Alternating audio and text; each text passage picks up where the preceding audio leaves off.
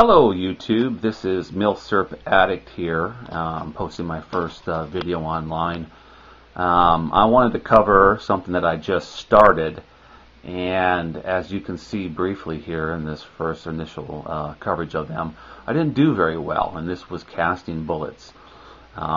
This is a Smith & Wesson 40 caliber, came out of a Lee mold, tumble mold, 185 grain, and the mold is fantastic. It has nothing to do with the mold. It really has to do with the operator and paying attention to detail.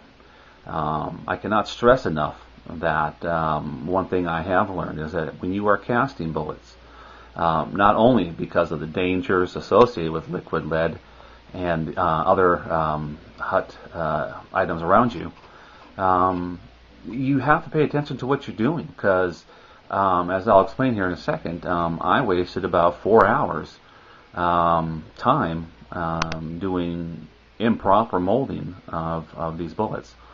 And I'm going to briefly go through these. You can see the first one here is really a short pour. Happened well into the molding process, so it wasn't the mold that was cold. Obviously, I think what happened was that my lead was not up to temperature, and the sprue plate solidified before the mold actually got completely full, and that's what happened. A majority of these you can see burrs on the bottom as well as the top, and that is not because of the mold. That is because of operator error and not making sure the mold blocks were completely aligned prior to pouring the lead. All of these bullets could have been easily made properly if I would have realized that the alignment was as important as it was. There are two bullets here. Let's see, this one and this one. And if you look at them, you can kind of tell a different color and different texture between the other ones. It almost looks like there's white specks all throughout that bullet. Even though the bullet poured nicely, the texture of the lead and the way it looks gave me concern, and I think really the mold was fine. I think it was the pour of the lead.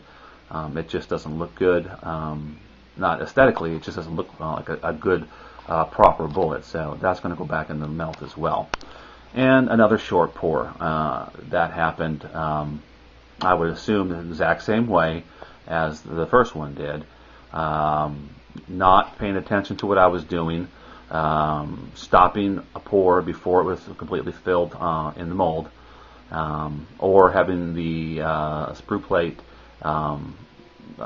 solidify,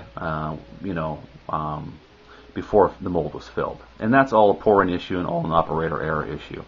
And I poured 100 and about 40 of these 185 grain 40 Smith & Wesson bullets, and of them 43 were acceptable for reloading.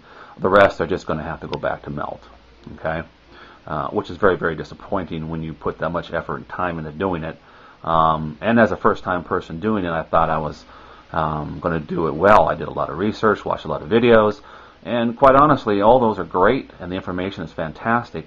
But until you actually do it, it's a little more difficult than what it really looks like, especially when you don't pay attention to detail and pay attention to what you're doing. I also was pouring 95 grain Makarov rounds, bullets. This is also coming from a Lee mold. I have nothing bad to say about the Lee molds. They worked fantastic. They did exactly what they're supposed to do. I followed all the instructions as far as smoking them, making sure that they were properly prepared before the mold process. And I know I did it right. What I didn't do right was I didn't pour right. These bullets came out, primarily all of them that were bad, came out as what I term as a short pour, which are a cold and then a another pour on top of it, basically two pours where you have either a ridge or a break in the bullet, and those are just unacceptable. Those can't be fired, and so they're going to have to go back into the melt as well. I believe I've molded about 130 of these, and of that 130, about 62 of them were acceptable. So once again, that's a 2-to-1 ratio. Actually a 50-50, I guess. And with a 40 Smith & Wesson, it was almost double. 80 of them were bad, and about 43 of them were good. And it's just a shame because it's a waste of time, it's a waste of effort, a waste of resources, and all this could have been, really eliminated by just paying attention to what you were doing. Now, I will say that I did not have like a professional melting pot. I was using a Coleman gas stove heating with a cast iron pot. But I know that can be done properly, and people have made bullets throughout the ages without having a melting pot. So it's really not a issue of equipment. It's really an issue of mechanics as far as pouring it and knowing how to pour it. I will say that a temperature gauge for a pot, if you don't have a professional pot, would be probably the best option, best tool I would say you should have. I think my lead was probably too cold for a majority of these pours. Even though it was liquid, I just don't think it had the pourable consistency that it should have had, and I think it solidified too fast, and it just wasn't a good pour. So, I learned a lot, and I have a lot more to post. I have a lot of mill surplus rifles and handguns that I'm going to post on the web. I'm doing a lot of hand loading, and this is really a learning for me as well, and hopefully some of you all may have learned as you watch this video. Just a real close-up of this one, just to show you what I'm speaking of. These burrs on the top right here, I don't know if you can get a good focus or not, but there and here, this really had nothing to do with the mold. That had to do with the temperature of the lead as well as alignment of the two blocks.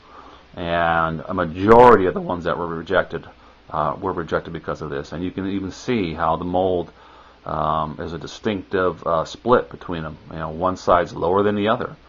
And ballistically, I'm not sure what this would do. Maybe just wobble a little bit. I'm sure it wouldn't be the best firing round. But I think if I'm going to do it properly, it needs to be done properly. So I hope this was informative, and I will see you next time here.